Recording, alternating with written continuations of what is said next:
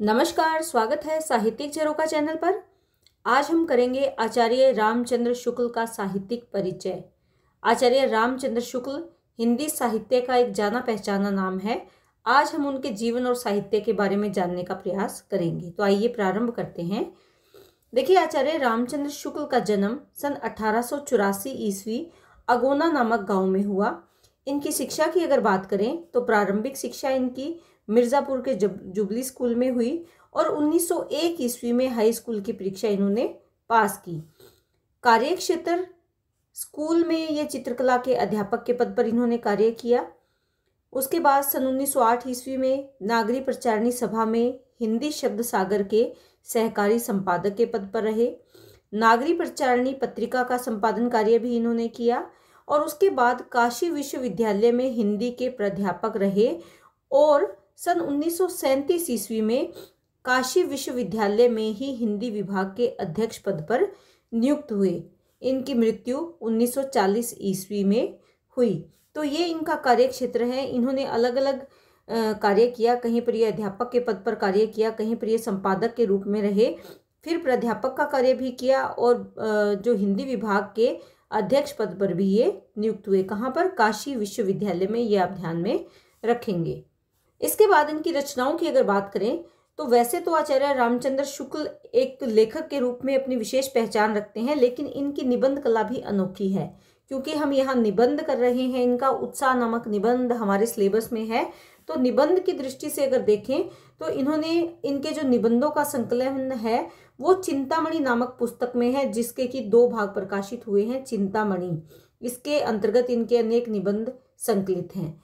इन्होंने 3 प्रकार के निबंध लिखे: सैद्धांतिक निबंध, व्यवहारिक निबंध और मनोवैज्ञानिक निबंध। अर्थात इनके निबंध लेखन के मुख्य आधार क्या रहे? सैद्धांतिक आलोचनात्मक विचार, व्यवहारिक या मनोवैज्ञानिक विषय जैसे मन के भाव। जो हम उत्साह नामक निबंध करेंगे वो इसी के अंतर्गत आता है, मनोवैज्ञानिक निबंध के अंतर्गत। काव्य रचना की अगर बात करें तो बुद्ध चरित्र, अभिमन्यु वध इनके प्रमुख काव्य हैं। कहानियों में 11 वर्ष का समय आचार्य रामचंद्र शुक्ल की पहली कहानी मानी गई है, 11 वर्ष का समय। और इसके साथ साथ अगर देखें आलोचनात्मक ग्रंथ भी आचार्य रामचंद्र शुक्ल की विशेष पहचान है। यानी ये जो लेखन कार्य है ये भी इनको एक विशेष पहचान दिलाता है। इसमें सूर, तुलसी, जयसी इन तीनों कवियों के आलोचनात्मक ग्रंथ इन्होंने लिखे हैं। इसके साथ साथ काव्य में रहस्यवाद और रस मीमांसा ये भी इनका प्रमुख ग्रंथ है। इसके साथ साथ इनको जो विशेष पहचान मिली वो मिली इनके ऐतिहासिक ग्रंथ के कारण, जिसका नाम है हिंदी साहित्य का इतिहास। ये एक महत्वपूर्ण साहित्य ग्रंथ है जिसमें हिंदी साहित्य का संपूर्ण रूप से विवेचन किया गया है। इस पुस्तक के आधार पर आचार्य रामचंद्र शुक्ल को विशेष रूप से पहचान मिली, क्योंकि इस पुस्तक में इन्होंने जो काल विभाजन किया है या काल के अनुसार जो साहित्य का संकलन किया है वो अपने आप में अनोखा है या प्रमुख है साहित्य के लिए। कौन से साहित्य के लिए? हिंदी साहित्य के लिए। इनकी जो ये पुस्तक है ये विद्यालयों और विश्वविद्यालयों में सबसे अधिक पढ़ने के लिए प्रयोग की जाती है। हिंदी साहित्य का इतिहास ये इनकी ऐतिहासिक ग्रंथ के रूप में जाना जाता है। आचार्य रामचंद्र शुक्ल का ये ग्रंथ है जो कि बहुत ही महत्व है, जिस पुस्तक का हिंदी साहित्य को जानने और समझने के लिए बहुत ही महत्वपूर्ण पुस्तक है आचार्य रामचंद्र शुक्ल की। आइए अब इनके साहित्य की विशेषताओं के बारे में जानते हैं। सबसे जो पहला पॉइंट है वो है मौलिकता। देखिए, आचार्य रामचंद्र शुक्ल अपनी लेखक कला के लिए अपना विशेष स्थान रखते हैं और इनके जो ग्रंथ है या जो इनका लेखन कार्य है उसमें जो इन्होंने विचार संकलित किए हैं वो इनके मौलिक विचार हैं। यही इनके निबंधों की या इनके लेखन की मुख्य विशेषता है कि इनके विचार मौलिक है। इन्होंने चिंतामणि नामक जो निबंध संग्रह है उसमें इनके जो संकलित निबंध है वो मनोविकार संबंधी और समीक्षात्मक निबंध है, जो उनके मौलिक विचारधारा का एक प्रमुख उदाहरण कहा जा सकता है। तो इसमें हम कह सकते हैं कि इनके लेखन कार्य में जो भी विचारों की अभिव्यक्ति हुई है वो सभी इनकी वो मौलिकता है उन विचारों में, या वो मौलिक विचार हैं आचार्य रामचंद्र शुक्ल के। इसके साथ अगर दूसरा हम पॉइंट देखें, विषय वस्तु की व्यापकता।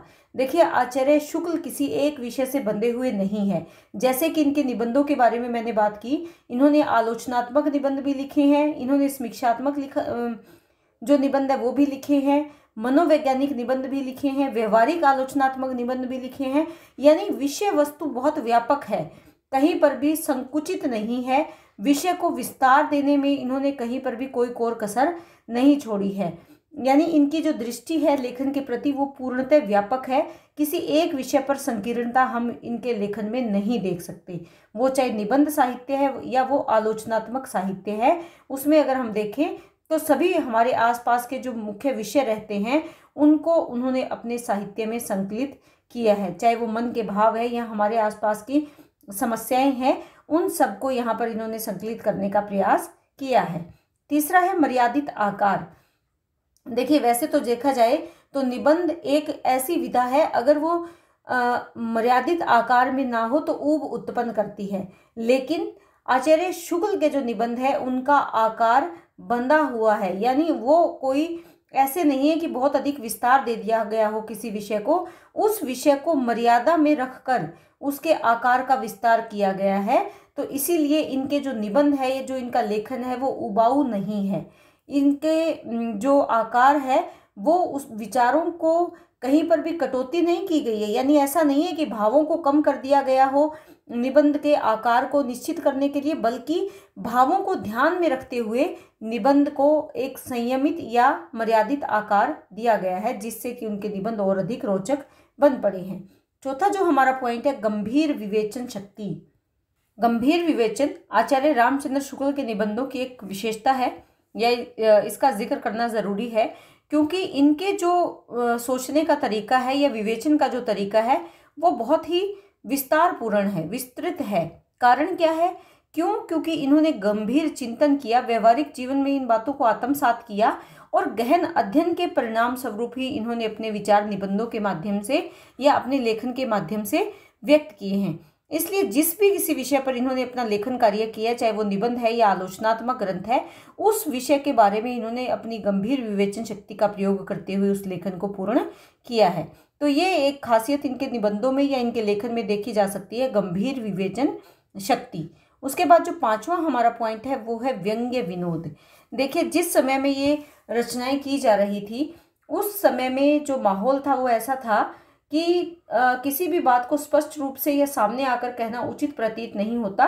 तो लेखकों ने एक विशेष लिखने का तरीका बनाया जिसको कि व्यंग्य शैली में लेखन कार्य किया। व्यंग्य शैली में अपनी बात भी पूर्ण रूप से कही जाती है और वो उसमें किसी पर व्यंग्य किया जाता है या कटाक्ष किया जाता है। पढ़ने वाला उसे गंभीरता से नहीं लेता, लेकिन उसका जो उद्देश्य रहता है वो पूर्ण रूप से गंभीर उद्देश्य होता है, या मुख्य उद्देश्य उस बात में या मुख्य समस्या उस बात में व्यंग्य में छिपी रहती है। तो आचार्य रामचंद्र शुक्ल ने भी इस पद्धति का अपने लेखन में पूर्ण रूप से प्रयोग किया है और इसके माध्यम से उन्होंने अनेक ऐसे तत्कालीन विषय थे जिस पर कि व्यंग्य विनोद के माध्यम से अपने विचारों की अभिव्यक्ति की है। उसके बाद है कथन का चमत्कारिक ढंग, कहने का एक ऐसा तरीका कि अपनी बात किस प्रकार चमत्कारिक रूप से कहनी है कि सामने वाला उससे प्रभावित हो। ये आचार्य शुक्ल को बहुत अच्छे तरह से ध्यान में था, या इसमें वो प्रगाढ़ थे, इसके वो ज्ञाता थे। इन्होंने अपने लेखन में कहीं पर तो संस्मरण के तौर तरीके अपनाए, कहीं पर रेखा चित्र का आनंद दिया, तो कहीं कहीं आत्मकथा का रस हमें मिलता है आचार्य रामचंद्र शुक्ल के लेखन में। उसके बाद आता है भाषा शैली। भाषा शैली की दृष्टि से अगर देखें तो आचार्य शुक्ल की जो भाषा है ये तत्सम प्रधान भाषा थी। कारण क्या है? क्योंकि इन्होंने विषयों का जो चयन किया है उसके अनुसार तत्सम प्रधान जो खड़ी बोली है वो बिल्कुल उपयुक्त भाषा है जिसका चयन इन्होंने किया है। लेकिन इसके साथ साथ इनके निबंधों में अगर हम देखें तो जो भाषा है वो प्रौढ़ भाषा है, प्रौढ़ हिंदी भाषा का इन्होंने अपने लेखन में प्रयोग किया है ताकि भावों को सशक्त रूप से अभिव्यक्त किया जा सके। शैली की अगर बात करें तो इन्होंने आलोचनात्मक शैली का प्रयोग किया है आलोचनात्मक निबंधों के लिए, गवेषणात्मक शैली का प्रयोग किया है। देखिए, गवेषणात्मकता का मतलब होता है खोजबीन करना, ढूंढना, कुछ नया खोजना। तो गवेषणात्मक शैली कहाँ पर है? जहाँ पर नए विषयों को इन्होंने खोजा है। और भावात्मक शैली जो मनोवैज्ञानिक निबंध है उनके लिए। तो यहाँ पर कौन कौन सी शैलियाँ हो गई? 3 प्रकार की शैलियों का इन्होंने विशेष रूप से प्रयोग किया है।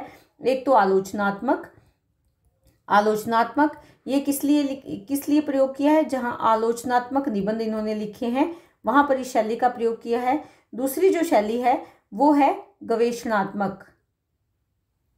गवेषणात्मक ये किस लिए है, नवीन विषयों का जहां खोजपूर्ण ढंग से जिनका वर्णन किया है वहां पर, यानी नए विषयों को जहां इन्होंने खोजा है वहां गवेषणात्मक शैली का प्रयोग है। और तीसरी और जो प्रमुख है जिससे हमारा निबंध भी जुड़ा हुआ है वो है भावात्मक शैली।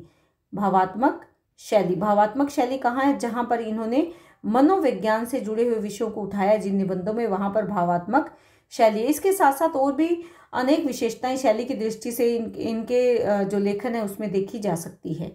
तो ये मुख्य इनके लेखन की विशेषताएं हैं या निबंध लेखन की विशेषताएं कह सकते हैं। आलोचनात्मक ग्रंथ भी इसके अंतर्गत आते हैं। तो अगर हम देखें तो इन्होंने बहुत ही उम्दा तरीके से अपनी बातों को कहने का प्रयास अपने निबंधों के माध्यम से या अपने लेखन के माध्यम से किया है। अंत में अगर देखें तो भाव और भाषा दोनों दृष्टियों से शुक्ल जी के जो निबंध है या जो इनका लेखन साहित्य है वो बहुत ही उच्च कोटि का साहित्य है। अनेक प्रकार के जो भाव हैं, मनोभाव हैं, वो भी इनके लेखन में देखे जा सकते हैं। तो जिस तरह से मैंने ये आपको प्रश्न बताया है उसका जो अंत आप करेंगे वो निष्कर्ष से करेंगे। निष्कर्ष में जो मैंने अंतिम पंक्तियों का यहाँ बात करी है, जिसमें मैंने ये कहा है कि संक्षेप में हम कह सकते हैं कि भाव और भाषा दोनों ही दृष्टि से अगर हम देखें तो शुक्ल जी का जो निबंध है वो उच्च कोटि के निबंध है। अपने मनोभावों को कहलाने में ये पूर्ण रूप से सक्षम रहे हैं अपने निबंधों के या अपने लेखन के माध्यम से। तो इस तरह से आप इस प्रश्न का अंत करेंगे, इसको समाप्त करेंगे।